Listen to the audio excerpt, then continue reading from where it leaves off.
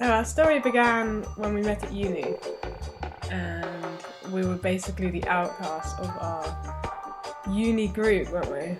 Yeah, and we were just drawn to each other, and we went on this class And I asked to sit next to you on the bus. Yeah, we sat next to each other on the bus, and then we were just friends ever since then.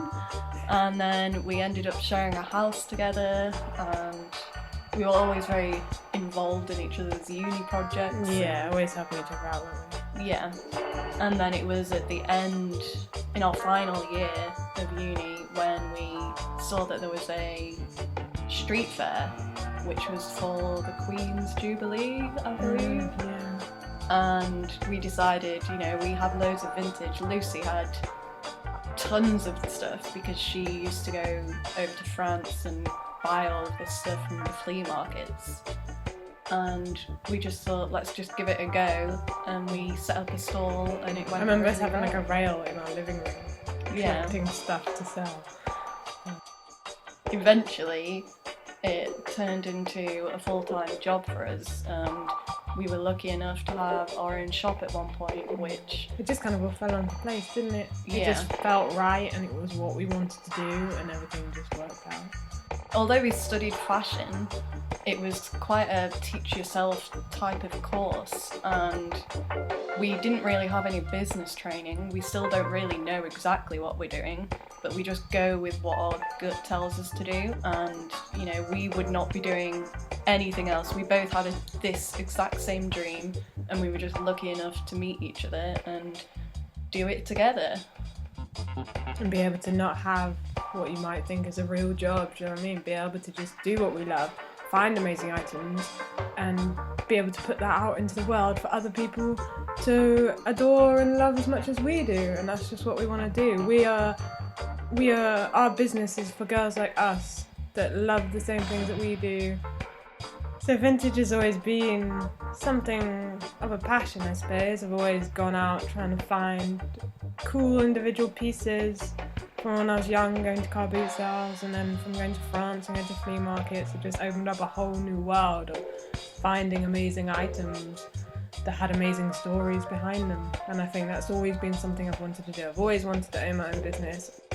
We spend a lot of our time in different cities in Europe, in particular in France and Spain, which is where we source a lot of our stock from, a lot of our vintage stock, but it's also where we take a lot of inspiration for our designs. And I think if you exclude the UK, Europe has, they don't have this throwaway fashion.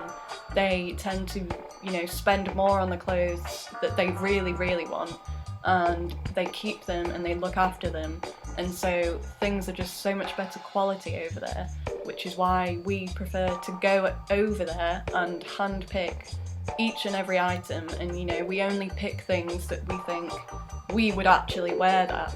So along with our vintage, we also love to design and make our own things, and we try and come up with different ideas each summer, each winter, and we take inspiration from lots of different places, and our style has changed, and I think that the brand has changed as we've changed too.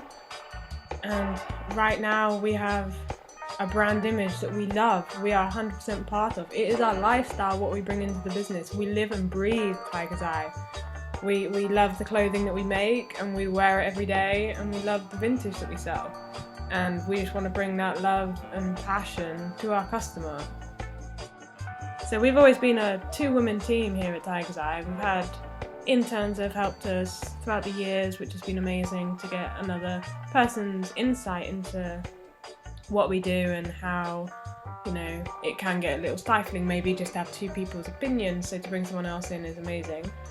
But, us being two women and doing this business has shown that us as young women, young entrepreneurial women, we can run a business and we don't need to go out there and work for someone else. And this will be our life, and this is what we want to do, and we just think it's amazing that we've created this for ourselves, and we think that anyone can be their own boss.